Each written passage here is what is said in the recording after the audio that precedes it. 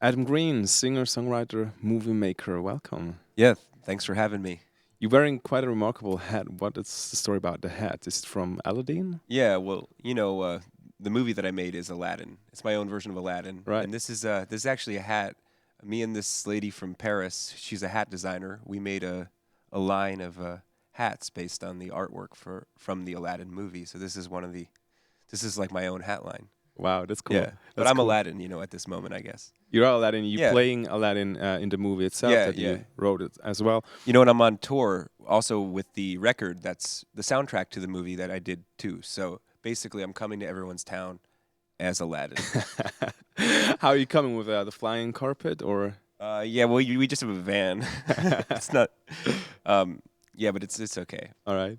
So when you came up with this idea of your own adaptation of the story of Aladdin, how many people told you that you're like crazy or that the way you want to do it with the whole Yeah. setup is crazy? I mean, I honestly think like people. Yeah, when I first said that I wanted to do Aladdin, a lot of people.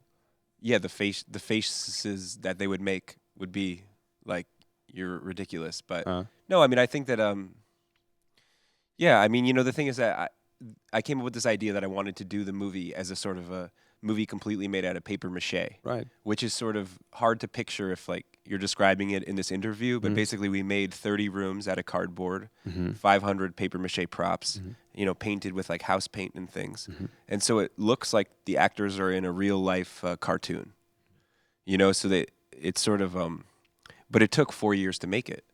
That's a really long time. Yeah.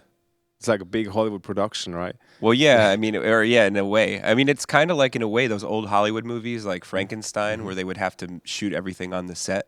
This is sort of like that. I was trying to give people that old Hollywood feeling, Ja, das ist cool. you know? Das ist cool. Also der Adam Green hat einen Aladdin-Hut an, kann man so sagen, weil er auch der Aladdin ist. Er spielt Aladdin in seinem eigenen Film, der auch so heisst. Und sie haben das ganze Film-Setup aus Pappmaché gemacht. Es hat 4 Jahre gebraucht, um das ganze Setup, all die Räume zu konstruieren, um dann den Film zu beenden. Well, I was going to say, though, that we yeah, did, sure, yeah. everything in the movie is handmade, like every single thing that and you people painted touch, it also all by hand. Yeah, yeah, exactly. Yeah. It looks kind of like people are inside of these drawings, but there's one scene that's not, and it's filmed in the Swiss Alps Oh, yeah. on Diavolezza. Where was that? On Mount Diavolezza. Okay. Because I had actually had Swiss producers on the movie, Okay. and so yes, we filmed up there. All right. That's where Aladdin goes into the cave and finds the lamp. Ich fange an, we're talking about the lamp in a second. Also das ganze Set war eben aus Pappmaché, außer der eine Szene, die sie in den Schweizer Bergen gemacht haben, die hat draussen stattgefunden, in den Schweizer Bergen. He finds the lamp and he finds out the lamp is not really a lamp, it's actually a 3D printer. Right, yes, so the that's lamp really modern. Yeah, well, I wanted to make, so in my movie, the lamp is a 3D printer. The princess is sort of like a Kardashian, kind of like a sort of a socialite, and the Sultan has a reality show. And Aladdin is an indie rock singer. Crazy, like you mix everything together. Yeah, but also the movie takes place sort of inside of a video game. We have to talk about all these little details. First, about the 3D printer. It basically makes you you can have everything you want in the world with a 3D printer. So, why did you choose a 3D printer exactly?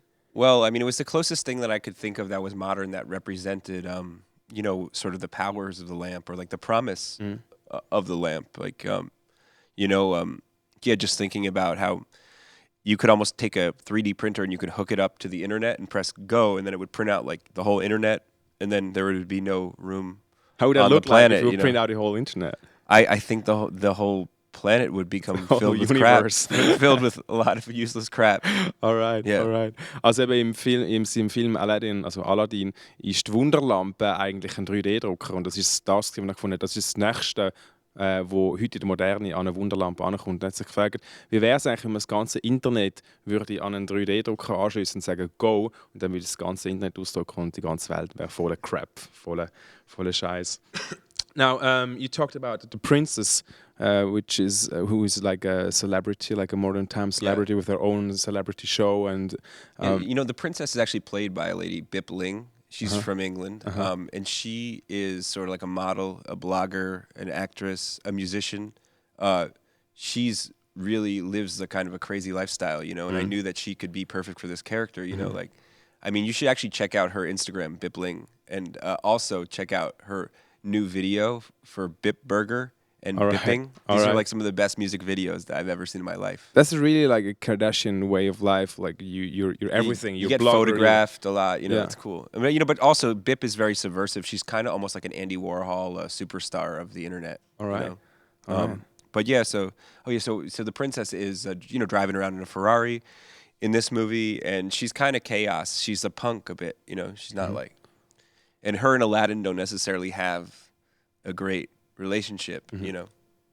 Also in dem Film Aladdin gibt es die Prinzessin und die ist so ein bisschen nach dem Modell von einer Kardashian nachgeformt und das ist eine Bloggerin auf Instagram etc. Und da mixt er alles mögliche zusammen. So you're like mixing everything together and I wonder like where does this all come from? Is it like is this the way it looks in your head? Yeah, I think that's really like the main thing about the movie is I wanted to sort of show, you know, a picture that was really inside of me and like to make it real in the real world, you know, but it's almost like a process of sort of pushing it out through your skin or something, you know, and like if I think that with people a lot of times the stuff that they have in their heads it goes through like 30 different walls before it gets out, and then you never really see what the thing was, you know, because they change it. So this was the idea was to really make it what it was. Really you know. direct. I think so, you know, and you know, if anything, I just want to kind of cut open myself and sort of show like how it looks in there. Why do you think people would like to see that? I don't know. I mean, like, why do I assume that people would? I don't know. Yeah.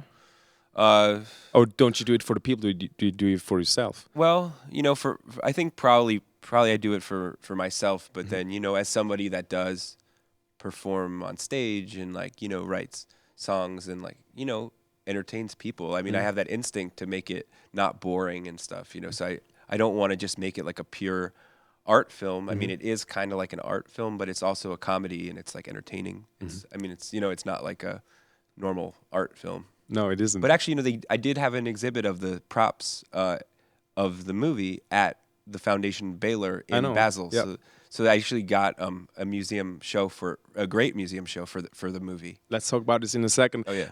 Eben, ihm ist darum gegangen, Madame Green ist darum gegangen, möglichst direkt das zu zeigen, was in ihm drin ist. Und mit dem Film Aladdin, also Aladdin, ist, und ich gefunden, das hat er ziemlich gut geschafft, direkten Zugang in seinen Kopf hinüberzukommen und dass die Leute sehen, in welchem Umfeld eigentlich auch seine Songs entstehen. Und Teile von dem Setup sind in der Fondation Baylor ausgestellt worden in Basel und über das reden wir jetzt gerade noch. So, some pieces of the setup they are in an exhibition in Basel. So you became kind of like high culture. Did you ever want to be that? Well, you know, I mean, I was, yeah, for sure, because I'm really interested in you know, in visual art, and I am interested in what Baylor was doing. You know, I had played a concert there before, so I mean, I was already sort of like, I had been there, and you know, I felt like a little bit of a part of it. But anyway, I had shown Angelica Bueller, like who does events there. I just had shown her pictures of the movie I was working on, and she said, "I'm coming to New York. Do you want to have lunch?" So I said, "Yeah, sure." So we had lunch, and she just said, "Hey, like, you know, I was talking to Sam Keller over at the foundation, and you know, we want to have an exhibit of the Aladdin stuff." And I just couldn't believe it. I was like, "What?" And so yeah, so these Cool. guys, you know, her and Sam basically made this happen, which is beautiful. I mean, it's like probably like the coolest thing that's ever happened in my life. Wow. Yeah. It's nice to hear. Yeah. Also eben ein Stück von dem Setup sind ausgestellt worden in Basel und das ist eigentlich alles so entstanden durch einen persönlichen Kontakt, durch ein Mittagessen und das ist eines der besten Sachen, wo Adam Green passiert ist in seinem Leben. Oh, you know what I was going to say? So we had to pack up everything And ship it and over ship to, it on a to boat. Basel. You know, and it was a lot. You know, paper mache is funny because it's very light, but it's a lot of air. You know, so it was an entire truckload full of stuff. Yeah, in a giant crate, and they just ship it over, and then we had reconstruct it. You know, giant camels and stuff, giant camels, a lot of stuff. Das ist cool. Also sie haben alles müssen verpacken und auf Basel überschiffen und es ist extrem viel Platz gebraucht, ein ganzer Truck voll Material. Now the movie is very psychedelic, you could say. It also has like elements of Dada. How much influence did drugs have on writing the movie? Or shooting the movie as well? Maybe some on the inspiration for some of it. I mean, I think like certain kind of psychedelic, experiences maybe like paint a picture, and that maybe gives me like a kind of like an idea of how I want to, that I want to show to people like what I saw. But I think it is a psychedelic version of Aladdin. There's like no doubt about it. It is a psychedelic Aladdin. So I mean, I don't know, maybe 20%, 20, 25? 25%, Alright. 25% drugs. Ich habe ihn gefragt, wie groß der Einfluss von Drogen war auf den Film. Und er sagt 25%, 20%, was immer das heisst. Also auf jeden Fall, wo er den Film gemacht hat und geschrieben hat, dort sind Drogen ein Einfluss gewesen. Now, you said you have a daughter. Yes. How do you when we talk about drugs, and you're a person who uses drugs from time to time, also for creativity. I mean, well, once you have a kid, you can't really party as hard. You just can't. So. So that changed to like a few years ago. I mean, yeah, well, you can't. I mean, I have to get up in the morning and I have to prepare milk and cereal, and I'm actually like the stay-at-home dad more than my wife is, because my wife Yazzie, who actually produced the movie, all right, she produced the movie, but she works at Google, and she is so she's very full time. So I'm often the one that is more like the mom. So I have to be alert and stuff. Do you like that role? Do you like it? Yeah, I like it. Yeah, I mean, I love being a dad. It's great. I don't even know. Like I feel like it would be trite to say anything about it. I mean, I'm sure everyone that has a kid loves their kids. So I don't know. But you still got enough time to write music and be creative. Yeah. Well. You have to manage your time better. It's kind of weird. You have to schedule what I like to do. This is just something that works for me. Is I take my phone and I put it on airplane mode, like flight mode, yeah. And then I just write for like 2 hours, and then I try to do that as often as I can. But I need that space of no interruption. Yep. All right. Yeah. Also der Adam Green ist Vater geworden und sagt, seit er das ist, kann er nicht mehr so hart eine Party machen, logischerweise, wie früher, weil er morgen muss aufstehen und Sachen parat machen für seine Tochter. Und seine Frau schafft auch mehr als er. Also ist er eigentlich mehr so der Dad, der daheim bleibt und sich um seine Tochter kümmert, was ihm aber auch sehr gut gefällt. Now, in Aladdin, but also in in other movies that you made, we see Macaulay Culkin, who's a friend of yours, playing, and somehow we cannot get rid of the picture of him, like in Home Alone, right. And the years after, where he, I think, wasn't in the best state. Well, Macaulay Culkin has, he had a second phase as well, where he did Party Monster, which is sort of about sort of like a kind of New York club kids, and he plays a guy who murdered in that movie, and so I think that he's done a variety of roles. I mean, but he doesn't really do a lot of movies.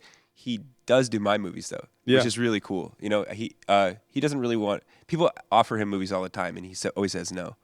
But he's Macaulay Culkin is also an artist. He's like he has a band called the Pizza Underground, which is a sort of like it's a band of they do Velvet Underground songs, but changed all the lyrics to be about pizza. And then also he does paintings and drawings, and he draws in sketchbooks all day long. He's actually kind of a very subversive presence, and he's hyper intelligent. And I don't know.